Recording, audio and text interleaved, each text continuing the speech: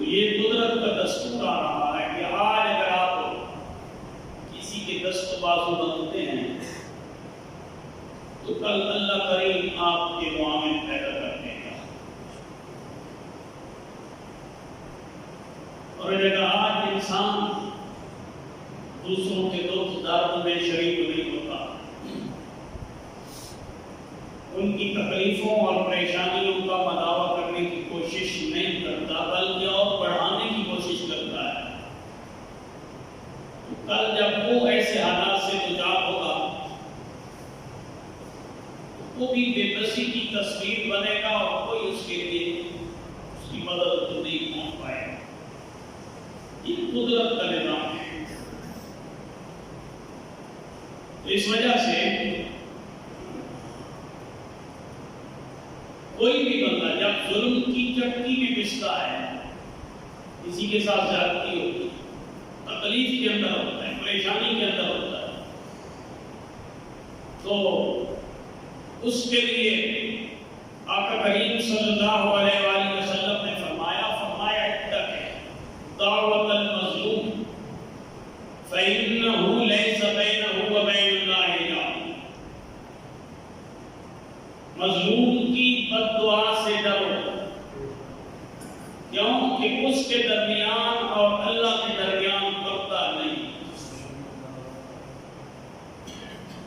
جب کوئی بندہ تکلیف میں ہوتا ہے، جس طرح ہمارے معاشرے میں ظلم کی داستانیں رقم ہو رہی ہیں، آئے روز ایک نیا تماشا سامنے کھڑا ہوتا ہے. کہیں پہ غریبوں کو مارا جا رہا ہے، کہیں پہ معصوموں کو قتل کیا جا رہا ہے، کہیں پہ پاک باز خواتین کی آبرو ریزی کی جا رہی ہے. مختلف قسم کی داستانیں معاشرے کے سامنے آ رہی ہیں.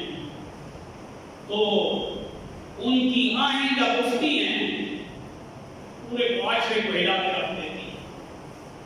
اسی وجہ سے لوگوں نے فرمایا مظلوم کی بد دعا سے بچو. اس کے درمیان اور اللہ کے درمیان کوئی پردہ نہیں ہوتی. ایک جگہ انہوں نے فرمایا دعوت المظلوم مستجابۃ وإن كان فاجرا ففجوره على نفسه. حضور نے فرمایا مظلوم کی جو دعا ہوتی ہے وہ ہر حال میں قبول ہوتی ہے، مراد نہیں ہوتی. وإن كان فاجرا، اگر کہ وہ بندہ گناہگار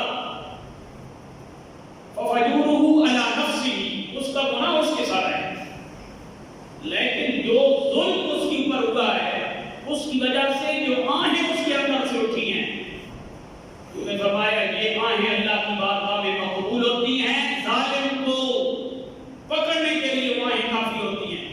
بلکہ مسند امام احمد بن حنبل کی حدیث میں تو حضور نے فرمایا وَإِن كَانَ كَافِرًا، فرمایا مظلوم اگر کافر بھی ہو تو اس کی دعا رد نہیں ہوتی. اس طرح ہمارے معاشرے میں ظلم ہو رہا ہے. لوگ مختلف انداز میں مظلومیت کی زندگی کے اندر آتے جا رہے ہیں، پریشانیاں بڑھتی جا رہی ہیں. اس وجہ سے اگر ہم کسی طریقے سے ان کی داد رسی کر سکتے ہیں تو وہ ہمیں کرنی چاہیے، تاکہ کل جب ہمارے اوپر حالات بنے تو اللہ کریم خود ہماری مدد کے لیے لوگوں کو پیدا کرتے ہیں. کہتے ہیں نا کہ اگر آپ بوڑھوں کو آج بوڑھوں کی خدمت کریں گے، کل جب آپ بوڑھے ہوں گے تو آپ کی خدمت کے لیے اللہ نوجوان پیدا کرے.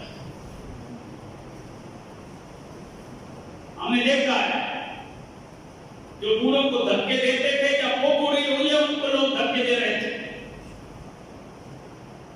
جو کمزوروں کو لتاڑتے تھے، جب ان کے اوپر وقت آیا تو وہ بھی لتاڑے جانے لگے.